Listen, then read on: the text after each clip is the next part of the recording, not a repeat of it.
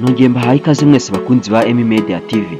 By'umwihariko mwe mwamaze gukanda subscribe ndetse namwe mutarayikora ndabashishikariza kuyikora. Ngiri tangazo Wasaka yarayisohoye ku mugoroba. Wasaka batayizi ni Water Sanitation and Corporation. Ni ikigo gikorera mu Rwanda gishinzwe gukwirakwiza amazi. Bahaye ikaze. Umuntu uzajya atinda kwishyura fagitire y'amazi azajya acibwa amande ya 5% y'amafaranga yagombaga kwishyura. Uyu umuyobozi mukuru wa Wasake cyangwa se Wasake Group, Professor Omar Munyaneza, yabivuze ubwo yatangaga ibisobanuro ku bibazo by'abaturage batishyura neza amazi, bigatuma iki kigo kigwa mu gihombo.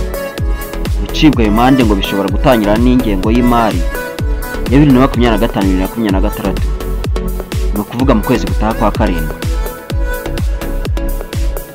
Wasake Group ivuga ko abaturage bagera kuri 40% aribo bishyura amazi bakoresheje bibwirije, mu gihe abandi usanga barenze igihe. Iyi ni Emi Media TV. Ndabibutsa gukanda subscribe, like, share na comment. Naho utaha.